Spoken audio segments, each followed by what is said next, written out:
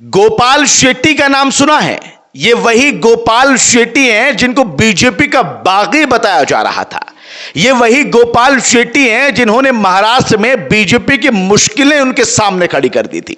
ये वही गोपाल शेट्टी हैं जिनको बीजेपी के बड़े बड़े नेता मनाने की कोशिशें कर रहे थे, लेकिन अब जाकर कुछ राहत की सांस बीजेपी और उसके नेताओं को मिल गई है। महाराष्ट्र की बोरीवली विधानसभा सीट से बीजेपी के बागी गोपाल शेट्टी ने नामांकन वापस लेने का फैसला कर लिया है। बीजेपी नेता विनोद तावड़े से विचार विमर्श के बाद गोपाल शेट्टी ने निर्दलीय उम्मीदवारी वापस लेने का ऐलान कर दिया और पार्टी को बड़ी राहत दे दी। लेकिन इससे पहले बीजेपी के सामने गोपाल शेट्टी के रूप में बड़ी मुश्किलें खड़ी हुई थी। बीजेपी के पूर्व सांसद शेट्टी ने यह भी स्पष्ट किया कि उनका विरोध पार्टी के भीतर गलत कार्यप्रणाली के खिलाफ था। पिछले दिनों बीजेपी ने संजय उपाध्याय को बोरीवली से टिकट देने का ऐलान किया था। इससे नाराज शेट्टी ने निर्दलीय नामांकन दाखिल करने का भी ऐलान कर दिया। तभी से उनको मनाने की कोशिशें की जा रही थी। देवेंद्र फडणवीस भी उनको मनाने की कोशिश कर रहे थे, बाकी नेता भी उनको पाले में लाने की कोशिश कर रहे थे, लेकिन गोपाल शेट्टी थे कि मानने को तैयार नहीं थे। गोपाल शेट्टी ने नामांकन पत्र दाखिल करने के बाद जो कहा था, उसके बाद में पार्टी के नेताओं की नींदें उड़ गई थी।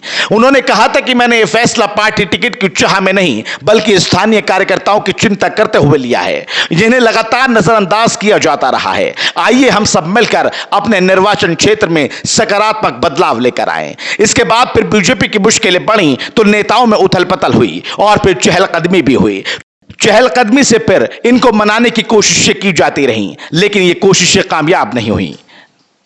अब जाकर गोपाल शेट्टी को मना लिया गया है, जिसके बाद उन्होंने अपना नामांकन वापस ले लिया। बीजेपी की तो जरूर राहत की सांस मिली होगी। बीजेपी इस खबर के बाद में अब खुशियां मनाएगी। साथ ही ये सीट भी उनकी अब मजबूत हो गई है, क्योंकि ये सीट जिस तरह से दो खेमों में बंटती दिखाई दे रही थी, अब उसके बाद में फिर से बीजेपी इस सीट पर मजबूत नजर आ रही है। गोपाल शेट्टी ने कहा कि यह कदम इसलिए उठाया गया ताकि बोरीवली के लोगों की नाराजगी पार्टी नेताओं के साथ में न पहुंच जाए। मेरी कोई मांग नहीं थी, प्रक्रिया में भ्रम के कारण यह सब कुछ करना पड़ा। मैं पार्टी का एक जिम्मेदार कार्यकर्ता हूं। मेरी राय यह नहीं है कि मैं बाहरी उम्मीदवार नहीं लाना चाहिए, लेकिन बोरीवली में ऐसा अक्सर हो रहा था, इसलिए लोगों की नाराजगी मेरे पास आ रही थी। इसलिए मैंने उस नाराजगी को बताने के लिए कदम उठाया।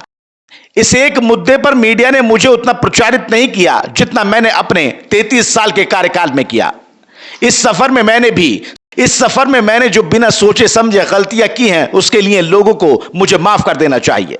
मुख्यमंत्री और दोनों उप मुख्यमंत्री द्वारा मुंबई को स्लम मुक्त बनाने के फैसले से मैं खुश हूं। गोपाल शेट्टी के इस कदम के बाद में अब बीजेपी को राहत की सांस मिल रही है, लेकिन देखना होगा क्या बोरीवली की सीट बीजेपी जीत पाएगी या फिर नहीं।